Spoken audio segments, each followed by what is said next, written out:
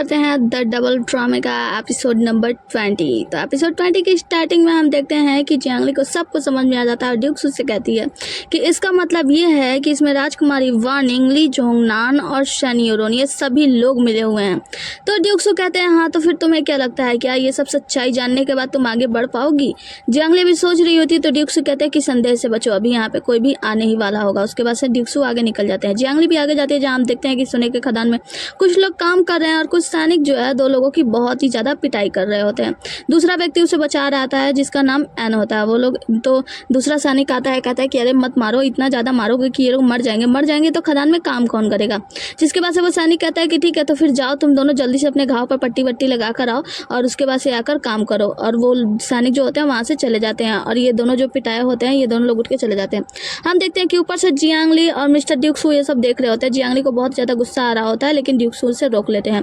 आगे की सीन में हम देखते हैं कि ये दोनों लोग अपने घाव में पट्टी वट्टी कर रहे होते हैं, पट्टी कर रहे होते हैं, जहाँ पे लोग बात कर रहे होते हैं कि भाई अब तो हमें लगता है कि अब हम जी ही नहीं पाएंगे। दूसरा कहता है कि तुम चिंता मत करो, सब कुछ ठीक हो जाएगा। वो कहता है कि अब हमारा आखिरी समय चला है, हम यहाँ से बाहर नहीं निकल पाएंगे। हम देखते हैं कि जियांगली इसी और अपना तलवार लेकर आ रही होती है। ये लोग सोचते हैं कि अंदर कौन आने वाला है, तो अपना तलवार लेके ये लोग भी खड़े हो जाते हैं। जैसे ही जियांगली आगे आती है तो वो आदमी कहता है कि प्लीज़ मेरे सामने मत आना, वरना मेरे पास कोई दूसरा मौका नहीं होगा, मैं तुम्हें जान से मार दूंगा।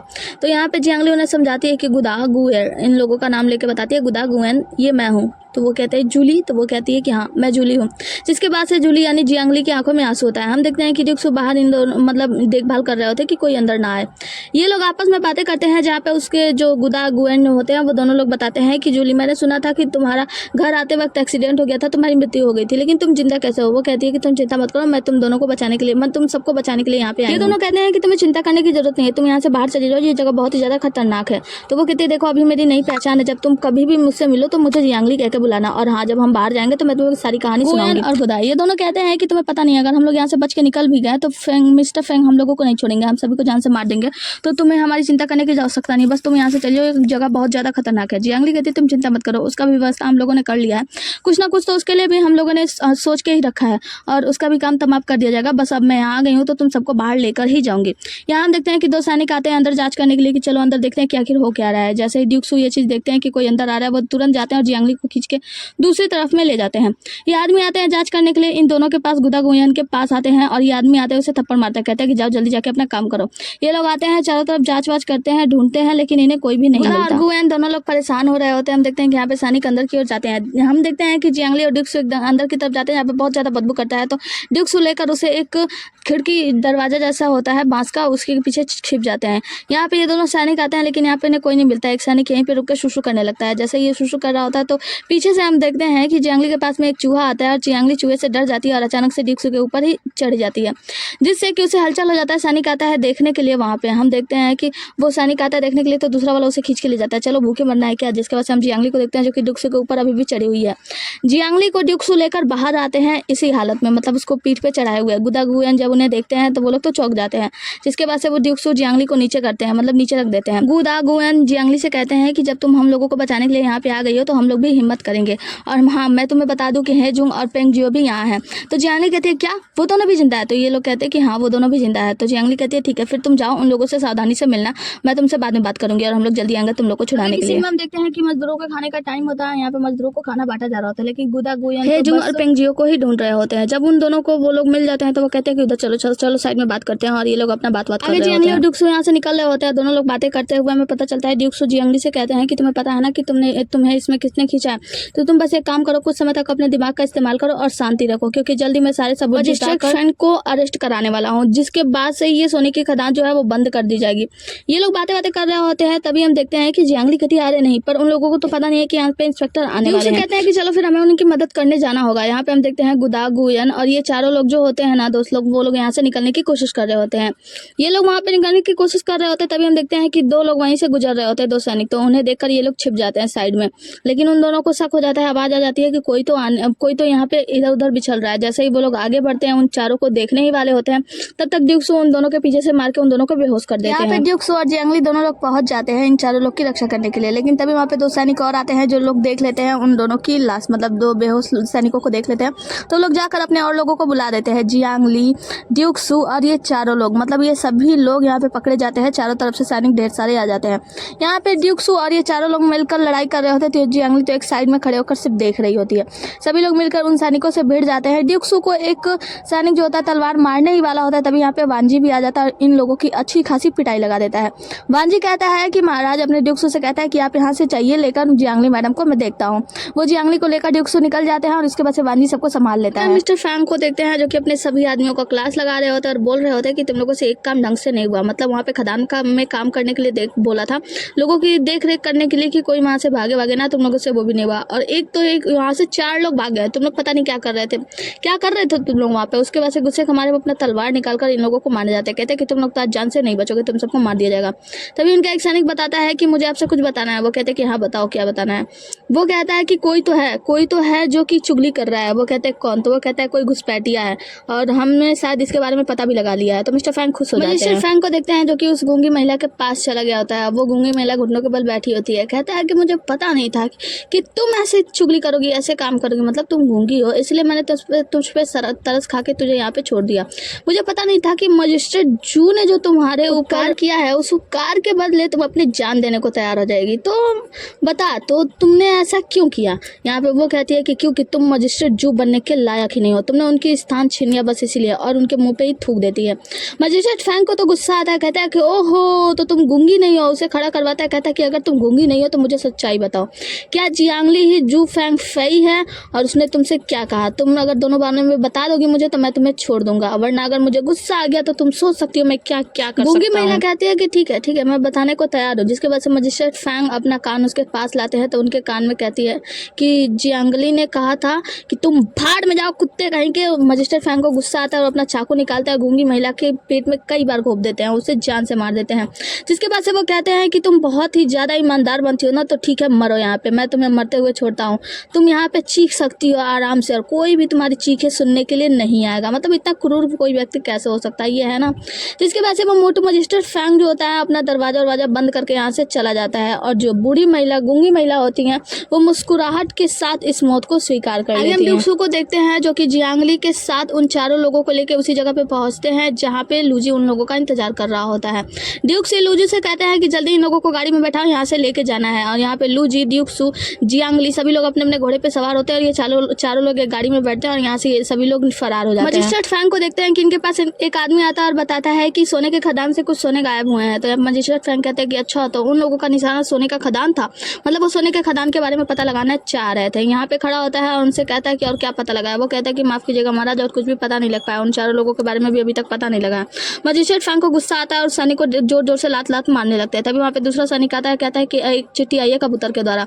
जिसके बाद से मजिस्ट्रेट फैंग वो चिट्ठी पढ़ते हैं और खुश हो जाते हैं। कहते हैं कि चलो मैं कितना भी नीचे क्यों ना गिर जाऊँ, जबकि कोई मेरे साथ है जो कि मेरा साथ देने के लिए तैयार है, तो फिर उन सभी को क्यों ना जान से मार दिया जाए, रास्ते से हटा दिया जाए। सीधे बात बताते हैं। जियांगली और ड्यूक्सू जो होते हैं वो गाड़ी में उन चारों को लेकर वहां से निकल रहे होते हैं अपने घुड़सवारी के साथ, जहाँ पे आगे कुछ काले कपड़े वाले लोग आते हैं इन लोगों के लिए हमला करने के लिए। यहाँ पे गुदा गुरैन जो होते हैं वो लोग कहते हैं कि जल्दी से सभी लोग तैयार हो जाओ, कुछ लोग हमला करने के लिए चले आए हैं।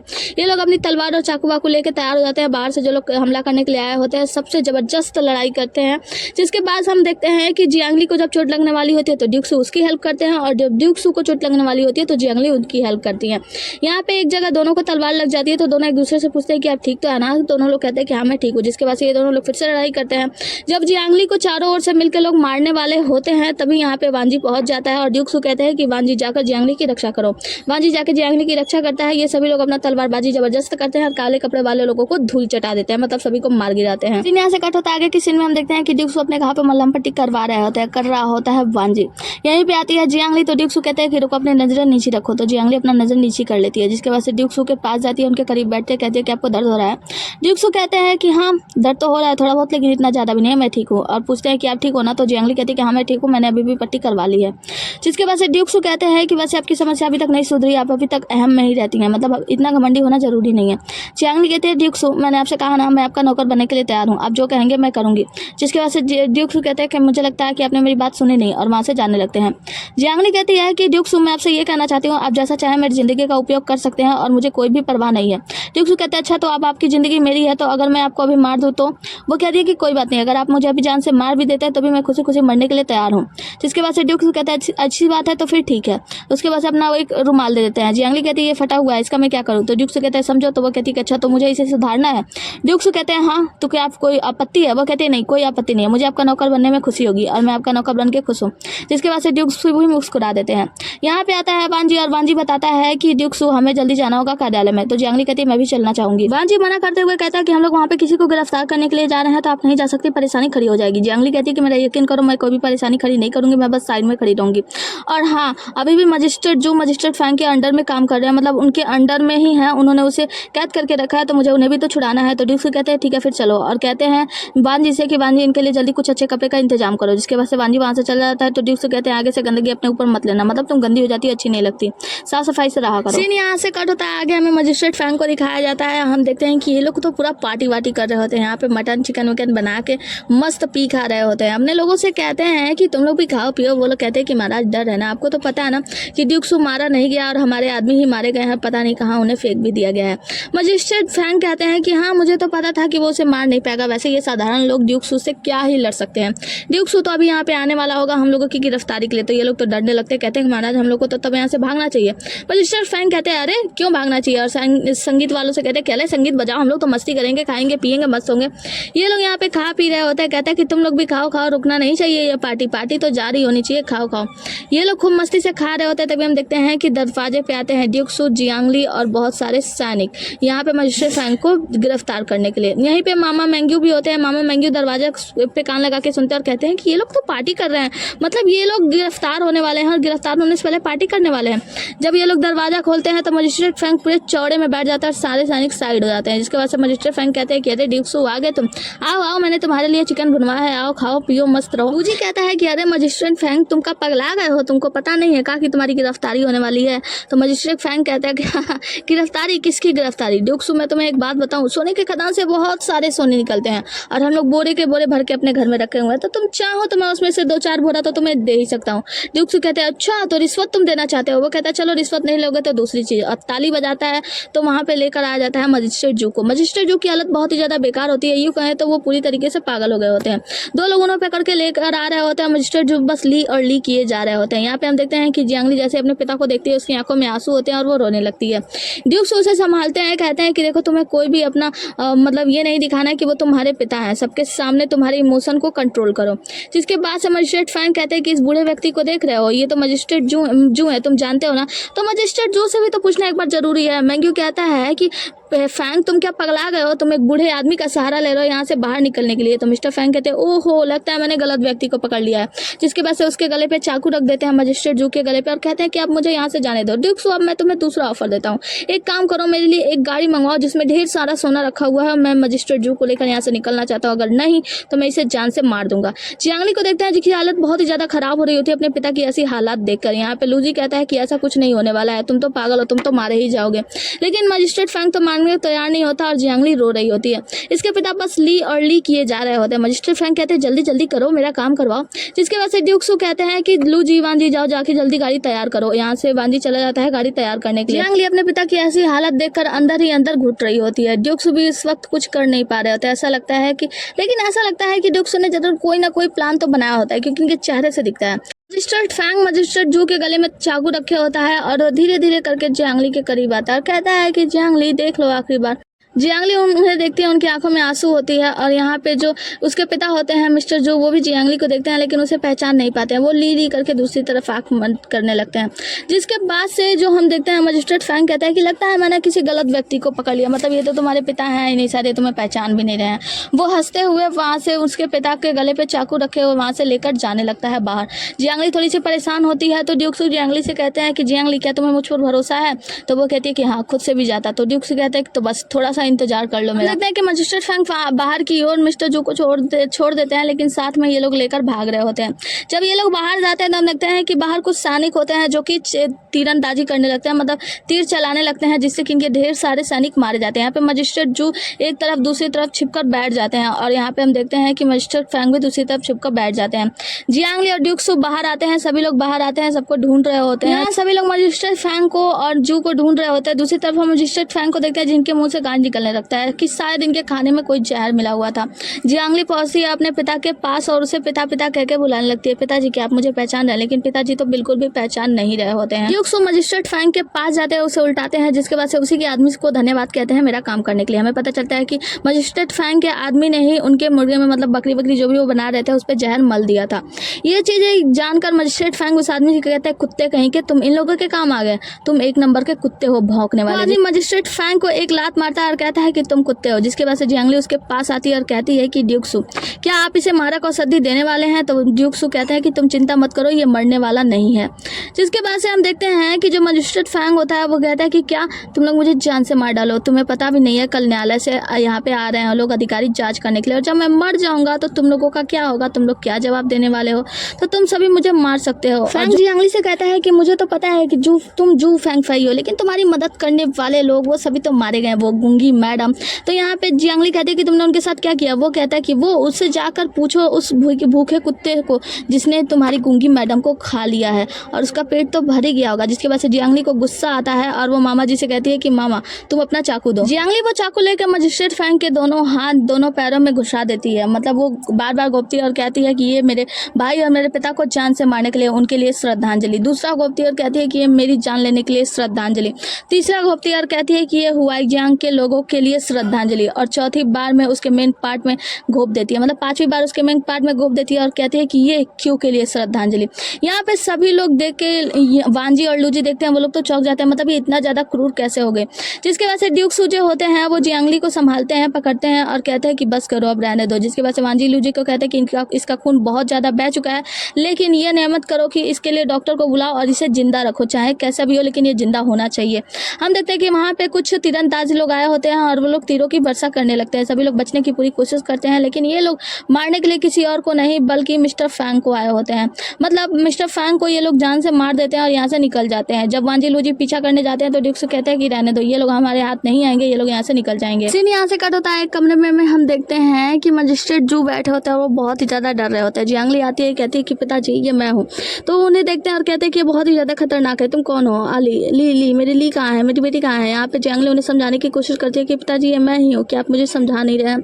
आप होश में आइए पिताजी, ये मैं हूँ। और उसके पिताजी तो उसे बिल्कुल भी समझ नहीं पा रहे होते, कहते कि ये जगह बहुत ही ज्यादा खतरनाक है, मुझे यहाँ से जाना होगा। ली कह रहे होते हैं। यहाँ पे जियांगली जब उन्हें ऐसे देखती है ऐसे हालात में कि वो उन्हें पहचान भी नहीं पा रहे हैं, तो वो बहुत ही ज्यादा रोने लगती है अपने पिता को पकड़ के। जिसके बाद से कहती है कि पिताजी आप चिंता मत कीजिए, सब कुछ ठीक हो जाएगा, मैं फैसले को वापस से पलटवा दूंगी, मैं न्याय करूंगी, मैं न्याय करके ही रहूंगी। और यहाँ पे अपने पिता को पकड़ के जोर जोर से रोने लगती है और इसके पिता तो अलग पागल हुए जा रहे होते हैं। जियांगली कमरे से बाहर निकलती है तो बाहर देखती है कि ड्यूक्सू वहीं पे उसका इंतजार कर रहे होते हैं। जियांगली ड्यूक्सू के पास जाती है, कहती है कि क्या ये हुआ ड्यूक्सू, आप मुझसे मिलने के लिए आए थे? तो ड्यूक्सू कहते हैं कि हाँ, मैं बस ये कहना चाहता था कि अब तुम आराम करो। जियांगली कहती है कि मैं अब आगे किसी को परेशानी में पड़ते हुए नहीं देखना चाहती। ड्यूक्सू कहते हैं कि मैं तुमको ये भी बताना चाहता हूँ कि जो हुआईजियांग का जो बातें हैं वो सभी महाराज के सामने आएंगे, तो मैं चाहता हूँ कि कुछ ऐसे लोग आए जो उनके बारे में गवाही दें, उनकी सफाई दें, उनकी सच्चाई के बारे में बताएं। आगे किसी में हम गुदा गोयन और इसको देखते हैं जो कि तीनों लोग आपस में बातें कर रहे थे कि ऐसा कैसे हो सकता है, आपको पता है ना मजिस्ट्रेट जो कि कोई भी गलती नहीं है, तो कोई भी गवाही देने के लिए तैयार क्यों नहीं हो रहा है? ये तीनों आपस में लड़ाई कर रहे होते हैं और कहता है कि मैं जा रहा हूँ, मैं बात करूंगा। तभी यहाँ पे जियांगली आ जाती है, कहती है क्या हुआ, क्या बात है? जिसके बाद ये लोग बताते हैं कि बहुत सारे लोगों से इन लोगों ने जाके बात की अपने गाँव में हुआईजियांग में कि कोई भी आके मजिस्ट्रेट जू के बारे में गवाही दे और बताया कि सच्चाई क्या है। यहाँ पे किसी कोई भी तैयार नहीं हुआ था। यहाँ पे इन लोगों ने ये भी बताया था कि तुम्हें तो पता है ना कि मजिस्ट्रेट फैंग की मौत हो चुकी है, तो अब डरने की जरूरत नहीं है, तो आपको चल के गवाही देनी होगी और बताना होगा कि मजिस्ट्रेट जू की कोई भी गलती नहीं थी, वो हमेशा से सही थे और दयालु थे। इन लोगों ने सभी लोगों ने ये कह के मना कर दिया कि हम लोग तो बस साधारण से लोग हैं, हम लोग इस गवाही भाई में नहीं फंसना चाहते, तो प्लीज हम लोगों का साथ छोड़ दो। मतलब कोई भी गवाही देने के लिए तैयार नहीं हुआ था। यहाँ पे ये तीनों लोग ये बात जियांगली को बताते हैं, जिसके बाद से ये कहते हैं कि तुम चिंता मत करो, मैं जाके लोगों से घर घर बात करूंगा और उनसे विनती करूंगा। जियांगली कहती है कि नहीं, अब इससे कुछ नहीं होने वाला है, तुम लोग शांत हो जाओ, तुम्हें कुछ भी करने की जरूरत नहीं है। हम जियांगली को देखते हैं जो कि अपने वही चाची के घर पे जाती है, उनका दरवाजा खटखटाती है, अंदर से कोई भी आवाज नहीं आती, वो बार बार दरवाजा खटखटाते रहती है। कुछ समय बाद चाची जी दरवाजा खोलकर थोड़ा सा देखती हैं तो जियांगली कहती है दादी चाची ये मैं हूँ जू फैंग फाई। तो वो कहती है ली ये तुम हो? तो वो कहती है कि हाँ मैं आली हूँ। जिसके बाद से वो कहती है कि चाची कल मेरे पिता का सर धड़ से अलग कर दिया जाएगा काट कर, तो मैं चाहती हूँ कि आप आए उनके सफाई में बोले, आप गवाही दें। चाची कहते हैं कि नहीं बेटा मैं ऐसा नहीं कर सकती। वहाँ पे बूढ़ा व्यक्ति आता है और कहता है कि दरवाजा बंद कर दो, अंदर आ जाओ। जिसके बाद से जियांगली वहीं पे दूर जाके बैठ जाती है, घुटनों के बल और अपना सर पटकने लगती है जोर जोर से, कहती है कि चाची प्लीज मेरी बात मानो, मेरे पिता को बचा लो, आओ गवाही दो, चाची मेरी बात मानो, मेरे पिता को बचा लो। और तुरंत सर अपना पटक रही होती है जमीन पे। जिसके बाद से चाची जी को देखा नहीं जाता, वो उसके पास आती है, उसे उठाती है, कहती है कि बेटा प्लीज़ ऐसा मत करो, तुम चली जाओ यहाँ से, हम लोग गवाही नहीं दे सकते। जिसके बाद से जियांगली देखती है कि उनकी उंगलियाँ कटी हुई हैं, तो जियांगली पूछती है कि आपकी उंगलियों को क्या हुआ। जिसके बाद से वो बूढ़ी औरत कहती है कि बेटा प्लीज़ यहाँ से चले जाओ, हमें कायर समझो, हम लोग कुछ भी ऐसा नहीं कर सकते। हम देखते हैं कि जो बूढ़े आदमी होते हैं वह कहते हैं जल्दी अंदर आओ और दरवाज़ा बंद कर दो। जब वो जा रहे होते हैं तो वो लंगड़ा रहे होते हैं, हमें पता चलता है कि उनका पैर भी कटा हुआ है। जियांगली पूछती है कि चाचा के पैर को क्या हुआ, लेकिन वो बूढ़ी महिला कुछ भी नहीं बोलती, कहती है कि बेटा हमें कायर समझो, ये समझ लो कि हम लोग मर चुके हैं, हम लोग इस दुनिया में है ही नहीं, प्लीज़ हमारा पीछा छोड़ दो, हम तुम्हारे लिए गवाही नहीं दे सकते। जिसके बाद से वो बूढ़ी महिला अंदर कमरे में चली जाती है और दरवाजे को बंद कर देती है। जियांगली के पास कोई भी रास्ता नहीं होता है तो वहीं पे खड़ी होती है। यहाँ पे बारिश आने लगती है, लेकिन जियांगली वहाँ से कहीं नहीं जाती, घुटनों के बल बैठी होती है और वो सोच रही होती है कि हे भगवान, अब मैं क्या करूँगी, अपने पिता को कैसे बचाऊंगी। इसी के साथ ये एपिसोड यहीं पे खत्म होता है। मिलता है अगले एपिसोड में, तब तक के लिए बने रहिए हमारे साथ। Tata bye bye, take care. और हाँ, वीडियो को लाइक कर देना, चैनल को सब्सक्राइब कर देना। Bye bye.